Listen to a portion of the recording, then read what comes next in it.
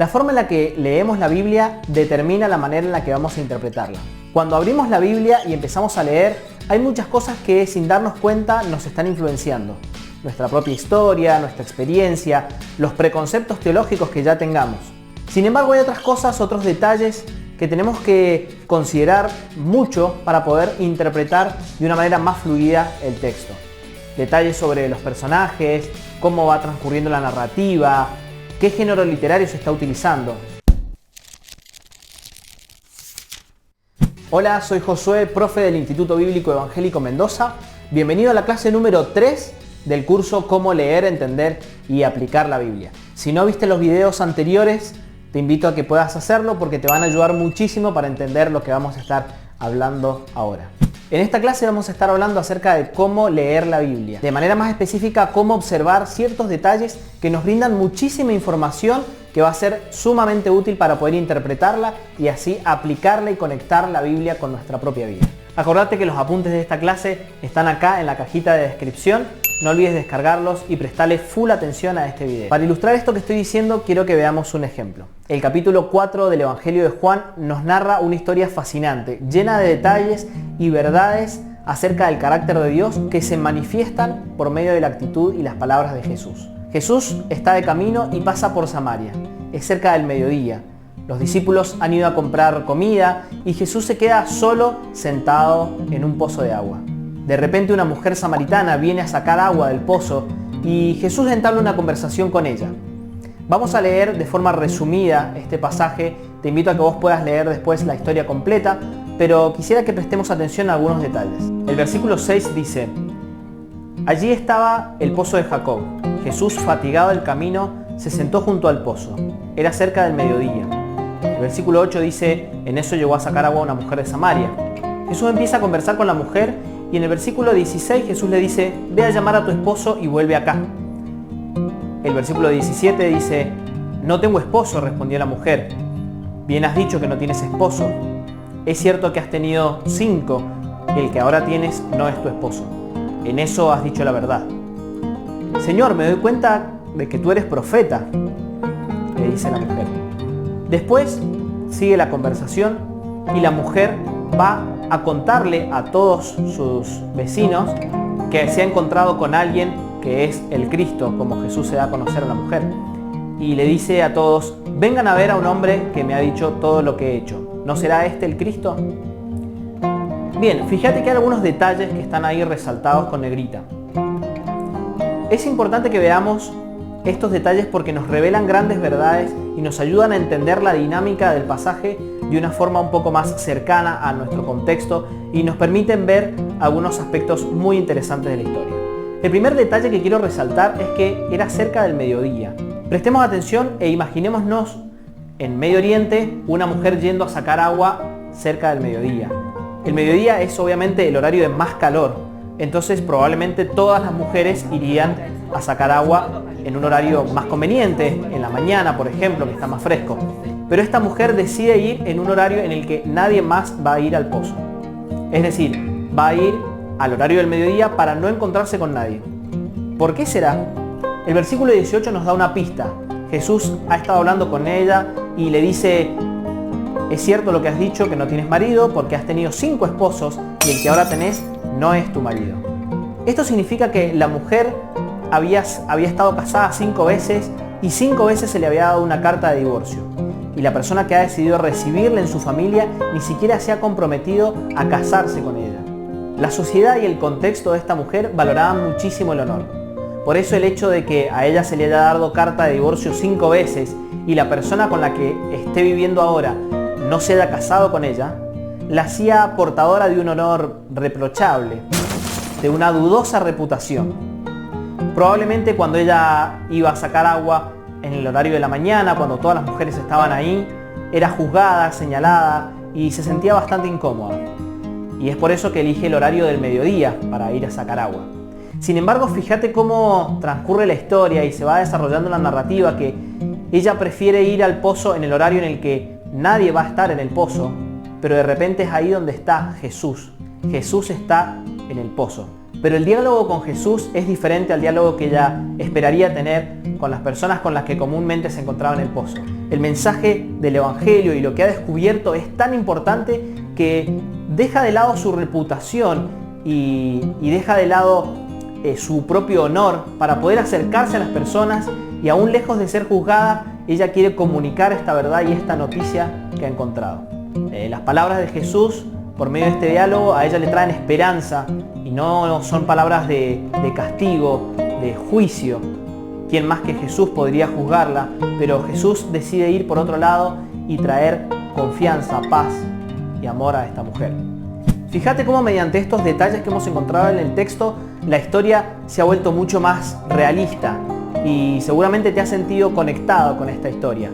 Alguna vez te habrás sentido juzgado por las personas en medio de una situación difícil, pero tuviste algún encuentro con Jesús que te fortaleció, te animó y te trajo esperanza. Ese es el poder que tiene la palabra de Dios. Y es por eso que quiero que ahora podamos ver algunos aspectos que nos van a ayudar a poder observar algunos detalles para interpretar la Biblia y poder aplicarla a nuestra vida de forma eficaz. Sin embargo, antes de empezar, quiero decirte que estos son algunos consejos que te van a ayudar a poder interpretar mejor la Biblia, a observar detalles para interpretarla con más recursos. Pero no es un sistema que te va a permitir armar como una planilla de Excel en donde vas a meter las dudas y los detalles por un lado y vas a sacar las conclusiones por el otro. El proceso interpretativo es mucho más complejo y también está vinculado a nuestras propias experiencias y a la obra del Espíritu Santo en nuestra vida, así que es un proceso mucho más dinámico de lo que parece. Sin embargo, creo que estos detalles te pueden ayudar muchísimo para poder tener más recursos a la hora de interpretar el pasaje. Primero, leer buscando cierta información. Hacer ciertas preguntas al pasaje que estamos leyendo nos va a ayudar a observar y a tener cierta información que va a ser súper útil para poder interpretarla después. Por ejemplo, preguntarnos quién o quiénes, es decir, quiénes son estas personas y cómo son, quién es el autor, a quién le estaba escribiendo. Obviamente no siempre podemos responder a esta pregunta de forma completa. En algunos pasajes no sabemos quién es el autor, en otros pasajes tampoco sabemos quiénes son exactamente los destinatarios finales. En algunos pasajes sí, por ejemplo las cartas, las epístolas, es mucho más fácil identificar el autor y su audiencia en general. Pero en otros pasajes, como por ejemplo algunos salmos, algunos proverbios, es un poco más difícil. No obstante, es importante tener en mente esta pregunta, por ejemplo cuando leemos otros pasajes como los profetas.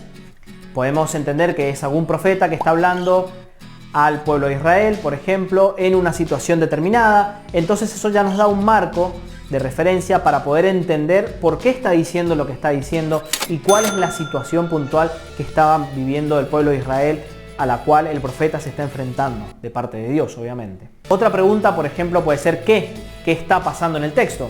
Como dijimos en el ejemplo este, o por ejemplo el ejemplo anterior que vimos de la mujer samaritana. ¿Qué es lo que está pasando en el texto? Bueno, la mujer se acerca en un horario en el cual esperaba no encontrar a nadie y se encuentra con Jesús y bueno, y se da toda la dinámica del texto. Entonces preguntarnos qué es lo que está pasando en el texto. Esto nos ayuda muchísimo, sobre todo en narrativas, en parábolas. Otra pregunta puede ser ¿dónde? ¿Dónde estaba el autor cuando escribió? ¿Dónde estaban los destinatarios? ¿Dónde sucedieron los eventos? Esto también es súper importante. Lo mismo, no siempre vamos a poder responder esta pregunta de forma completa, pero en algunos casos es un poco más fácil. Cuando hablamos acerca de las historias de Jesús, podemos ver dónde estaba Jesús y esto qué implicaciones tiene para lo que está sucediendo, o por ejemplo, qué implicaciones tiene que Pablo esté escribiendo algunos aspectos de su teología desde la cárcel, entonces cómo eso afecta la dinámica del texto con lo que están viviendo los autores que están recibiendo ese pasaje. Otra pregunta que podríamos hacernos es ¿cuándo? ¿Cuándo fue escrito? ¿En qué época sucedieron los acontecimientos que se describen? Esto también es súper importante y esto tiene que ver mucho con el contexto histórico y sociocultural en el cual se están dando esos sucesos, esos hechos. Cómo eso nos ayuda a entender lo que el autor está escribiendo. No es lo mismo el contexto de idolatría que podemos encontrar en el libro de Jueces del pueblo de Israel con el contexto de idolatría al cual se tenía que enfrentar la iglesia de Corintio, por ejemplo.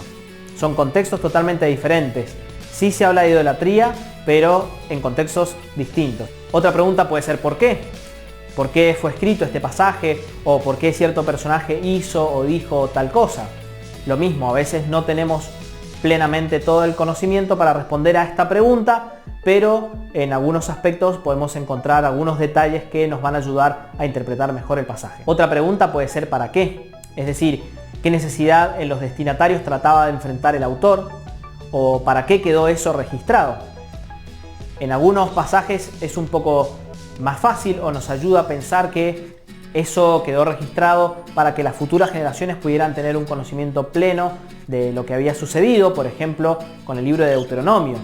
La ley de Moisés también es un testimonio de lo que Dios había hecho con el pueblo de Israel en el inicio, y eso tenía que quedar como fundamento para la fe de todo el pueblo de Israel.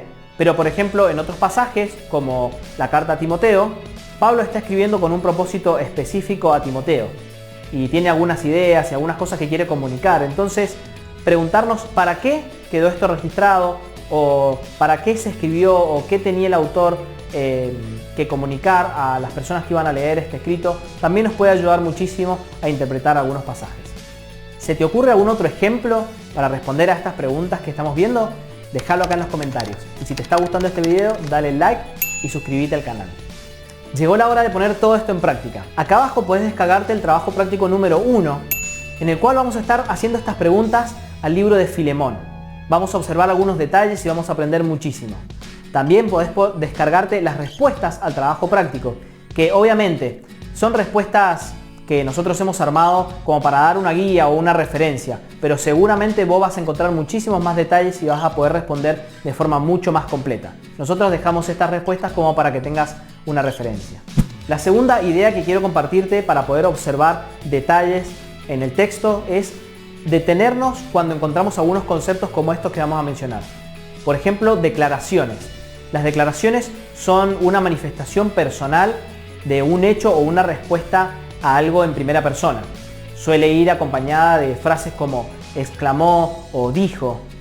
Y cuando encontramos estas frases, exclamó o dijo, o algo que un personaje dice en primera persona, tenemos que prestarle muchísima atención, porque en torno a eso hay grandes verdades.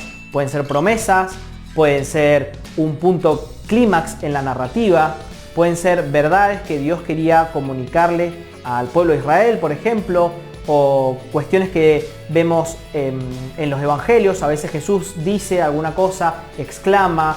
Muchas veces Jesús mismo usa el Antiguo Testamento en su argumentación. Entonces, cuando vemos que un personaje en la narrativa dice o exclama algo, tenemos que prestarle muchísima atención.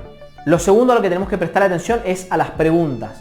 Cuando algún personaje en la narrativa hace alguna pregunta y otro personaje responde, tenemos que prestarle mucha atención a ese diálogo, porque también en las preguntas hay grandes verdades y muchas veces la narrativa pasa por esas preguntas y a veces la pregunta es como una bisagra en la temática que se va siguiendo, o llega a ser a veces el punto clímax, o a veces la pregunta también desencadena una serie de verdades. Por ejemplo, maestro, ¿qué debo hacer para heredar la vida eterna?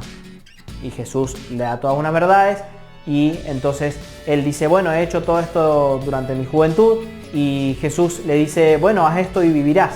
Y después el maestro dice, ¿y quién es mi prójimo? Y Jesús empieza con la parábola del buen samaritano. La pregunta, ¿quién es mi prójimo?, desencadena la parábola. Prestemos también atención cuando encontremos mandatos. ¿Sí? Los mandatos son una orden o una declaración que se espera que la otra persona cumpla. Esto lo vemos en el Antiguo Testamento, en la ley, o cuando algún rey habla con algunos súbditos. También encontramos mandatos de parte de reyes, de parte de emperadores. Pero también en la narrativa de Jesús encontramos algunos mandatos que terminan siendo como el punto de cierre para algunas verdades. Por ejemplo, en el ejemplo del buen samaritano que leímos recién, Jesús está en diálogo con el escriba y termina la narración diciendo, ve y haz tú lo mismo. Ese mandato, ve y haz tú lo mismo, termina de cerrar y darle peso a toda la narrativa que se ha venido desarrollando. Muy bien, vamos a seguir practicando, así que descargate el trabajo práctico número 2, en donde vas a encontrar algunas guías que te van a hacer trabajar sobre el pasaje de Marcos 10 del 1 al 11. ¿Cuáles son las declaraciones que hay ahí? ¿Cuáles son las preguntas? ¿Cuáles son los mandatos de parte de Jesús? La tercera idea que quería compartirte, que te va a ayudar a encontrar y observar detalles en el texto, es observar las relaciones lógicas. Prestale atención a las relaciones lógicas. Por ejemplo, las comparaciones. Mirá lo que dice el Salmo 1 del 1 al 3. Dichoso el hombre que no sigue el consejo de los malvados, ni se detiene en la senda de los pecadores, ni cultiva la amistad con los blasfemos, sino que en la ley del Señor se deleita y día y noche medita en ella. Es como el árbol plantado a la orilla de un río que cuando llega su tiempo da fruto y sus hojas jamás se marchitan. Todo cuanto hace prospera. Hay una comparación en este pasaje entre el hombre y el árbol que está junto a las corrientes de agua. El hombre que no sigue el consejo de los malos, sino que realmente se deleita en la ley de Dios, es como un árbol que da mucho fruto y un árbol muy frondoso que está junto a una corriente de agua. También podemos observar contrastes entre una cosa y otra. Por ejemplo, los versículos que siguen del mismo Salmo dicen: en cambio, los malvados son como la paja arrastrada por el viento. Por eso no se sostendrán los malvados en el juicio, ni los pecadores en la asamblea de los justos. Las comparaciones suelen ir acompañadas de frases como es semejante a, o similar, o tal cosa es como, el reino de los cielos es similar a. Sin embargo, los contrastes van acompañados de frases o ideas como no obstante, sin embargo, pero, en contraste. Prestemos también atención a las repeticiones que hay en un pasaje. Muchas veces cuando leemos la Biblia encontramos repeticiones a conceptos. ¿Por qué están esas repeticiones ahí? Bueno, obviamente los autores de la Biblia no podían usar un resaltador para marcar algunos conceptos ni ponerlos en negrita, como nosotros podemos hacerlo ahora, pero el recurso literario para poder resaltar una idea era repetirla varias veces. Por ejemplo, veamos este ejemplo. El primer capítulo del libro de Juan, del versículo 4 al 9, dice: en él estaba la vida y la vida era la luz de la humanidad. Esta luz resplandece en las tinieblas y las tinieblas no han podido extinguirla. Vino un hombre llamado Juan, Dios lo envió como testigo para dar testimonio de la luz a fin de que por medio de él todos creyeran. Juan no era la luz, sino que vino para dar testimonio de la luz. Esa luz verdadera, la que alumbra a todo ser humano, venía a este mundo. ¿Cuál es el concepto o la frase o la palabra que se repite y se repite en este pasaje? Luz. Era la luz de la humanidad, luz que resplandece. Juan no era la luz para dar testimonio de la luz verdadera que alumbra, venía al mundo. Jesús es como esa luz para Juan. También encontramos un contraste, se repite 2 veces la palabra tinieblas. Esa luz resplandece en las tinieblas y las tinieblas no han podido extinguirla. Hay un contraste ahí muy interesante entre la luz y las tinieblas. Jesús es como esa luz que venía a un lugar de tinieblas para alumbrarlo todo. Y ese es el concepto que Juan quiere transmitir. Y veamos qué pasa cuando leemos una de las cartas de Juan también. Veamos otro ejemplo. Primera de Juan, capítulo 1, versículo del 5 al 7, dice: este es el mensaje que hemos oído de él y que les anunciamos. Dios es luz y en él no hay ninguna oscuridad. Si afirmamos que tenemos comunión con él, pero vivimos en la oscuridad, mentimos y no ponemos en práctica la verdad. Pero si vivimos en la luz, así como él está en la luz, tenemos comunión unos con otros y la sangre de su Hijo Jesucristo nos limpia de todo pecado.